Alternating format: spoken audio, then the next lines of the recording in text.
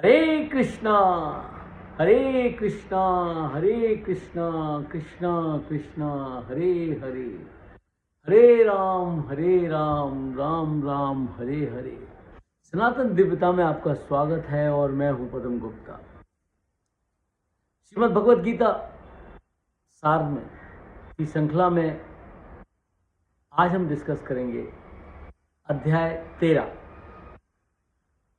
जिसको क्षेत्रज विभाग योग भी कहा गया है। श्री भगवान कहते हैं इस शरीर को क्षेत्र कहते हैं, जो इस क्षेत्र को जानता है उसको क्षेत्रज कहते हैं, अर्थात आत्मा कहते हैं। क्षेत्र को जड़, क्षणिक, विकारी, नाशवान तथा क्षेत्रज को चेतन, नित्य, अभिकारी और अविनाशी जानना ही इनकी यथार्थता को जानना है। शरीर को कर्म क्षेत्र माना है। जिस प्रकार खेतों में बीज बोने से फल उत्पन्न होते हैं, उसी प्रकार शरीर रूपी कर्म क्षेत्र में कर्मों के संस्कार रूपी बीजों के फल प्रकट होते हैं। श्री भगवान कहते हैं सब क्षेत्रों में क्षेत्र तथा जीवात्मा मुझको ही जानो। इसका तत्व से जानना ही ज्ञान है। आधुनिक उदाहरण देते हैं वो समझाने का प्रयास है कि जिस प्रकार बल्ब और बिजली दोनों के होने से ही बल्ब जलता है और प्रकाश होता है, उसी प्रकार शरीर और आत्मा दोनों के होने से ही जीव गतिशील होता है। अब भगवान क्षेत्र के 24 तत्वों का वर्णन करते हैं। भगवान कहते हैं कि क्षेत्र 24 तत्वों के समूह से बना है, जो कर्म क्षेत्र या कार्य क्षेत्र भी कहलाता है। वे तत्व हैं, 5 मूल तत्व हैं, जिन्हें महाभूत भी कहते हैं। आकाश, वायु, अग्नि, जल, पृथ्वी। 5 कर्मेंद्रियां हैं, मुख, हाथ, पांव, गुदा और जनेंद्रिय। 5 ज्ञानेंद्रियां हैं, कान, नाक, आंखें, जीभ और त्वचा।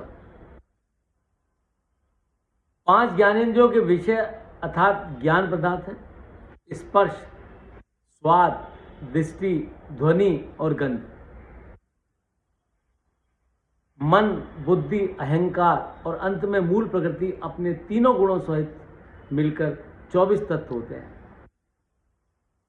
इसके अतिरिक्त इच्छा, देश, सुख, दुख, चेतन शक्ति और धारण शक्ति आदि इसके विकार हैं, जिससे यह क्षेत्र बना है। आगे के 5 श्लोक, श्लोक नंबर 7 से श्लोक नंबर 11 तक श्री भगवान ने 20 गुण बताए जो सदाचार और नैतिकता के नियम हैं, जिसे ज्ञान कहा गया है। वे हैं मान और दिखावे का ना होना, अहिंसा, मन, वचन और कर्म से किसी को कष्ट न देना, क्षमा, सरलता, आचार या गुरु की सेवा, आंतरिक और बाहर की शुद्धि, स्थिरता, मन का बस में होना, विषयों से वैराग्य, अहंकार का अभाव, जन्म, वृद्धावस्था, रोग और मृत्यु में दुख रूप दोषों का दर्शन करना, आसक्ति रहित होना, परिवार घर आदि में ममता रहित होना, प्रिय और अप्रिय की प्राप्ति में सम रहना, ईश्वर में अनन्य योग के द्वारा निरंतर भक्ति का होना, एकांत में रहना, माया और भौतिकता में फंसे संसारी मनुष्यों के समूह से अरुचि, आत्मज्ञान की प्राप्ति में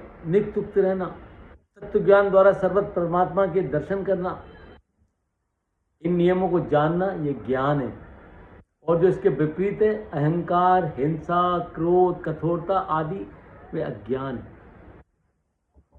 ये तथा जगत में जानने योग्य केवल परमात्मा ही है, जिसको पाकर मनुष्य परम आनंद को प्राप्त होता है। प्रकृति में स्थित पुरुष से उत्पन्न त्रिगुणात्मक पदार्थों को भोगता है और प्रकृति के इन गुणों के संग के कारण ही पुरुष जीवात्मा अच्छी और बुरी योनियों में जन्म लेता है। सत्वगुण के संयोग से देव योनि में एवं रजोगुण के संग से मनुष्य योनि में और तमोगुण के संयोग से पशु पक्षी आदि योनियों में जन्म लेता है। कोई साधक शुद्ध हुई सूक्ष्म बुद्धि से ध्यान के अभ्यास से, कोई ज्ञान योग के द्वारा तथा कोई कर्म योग के द्वारा अपने अंतःकरण में परमात्मा का दर्शन करता है। परंतु जो परमात्मा को योगों से नहीं जानते, वे शास्त्रों और महापुरुषों के वचन मात्र के श्रवण पारायण उपासना करते हुए श्रद्धा रूपी नौका द्वारा पृथ्वी रूपी संसार सागर से पार पा जाते हैं। हे अर्जुन, जितने भी चर और अचर, स्थावर और जंगम प्राणी उत्पन्न होते हैं, उन सबको प्रकृति और पुरुष अर्थात क्षेत्र और क्षेत्रज के सहयोग से उत्पन्न जानो। दोनों में एक भी नहीं होगा तो रचना नहीं हो सकती। जिस प्रकार पंखा या बिजली में से एक के न होने से पंखा चल नहीं सकता। हे कौन्ते, अविनाशी परमात्मा अनादि और निर्गुण अर्थात विकार रहित होने के कारण शरीर में वास करता हुआ भी ना तो कुछ करता है और ना देह और फलों से लिप्त होता है। जैसे सर्वव्याप्त आकाश सूक्ष्म होने के कारण लिप्त किसी प्रकार के दूषित नहीं होता, वैसे ही देह में सर्वव्यापी आत्मा निर्गुण विकार रहित होने के कारण देह के गुणों से लिप्त अर्थात दूषित नहीं होता है। हे भरत, जैसे एक ही सूर्य सब जगत को प्रकाश में कर देता है, वैसे ही एक आत्मा संपूर्ण क्षेत्र शरीर को प्रकाशित यानी चेतना प्रदान कर देती है। इस प्रकार जो मनुष्य ज्ञान चक्षु के द्वारा क्षेत्र और क्षेत्र अर्थात शरीर और आत्मा के भेद तथा प्रकृति के विकारों से मुक्त होने का उपाय जान जाते हैं, वे परम ब्रह्म परम ईश्वर को प्राप्त हो जाते हैं।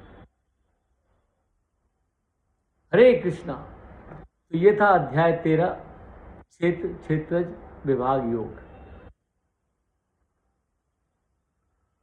आगे हम अध्याय 14 अगले एपिसोड में चर्चा करेंगे। कृपया इसे लाइक करें, फॉरवर्ड करें और अगर मेरे चैनल को अभी तक आपने सब्सक्राइब नहीं किया है तो उसे सब्सक्राइब करें। धन्यवाद।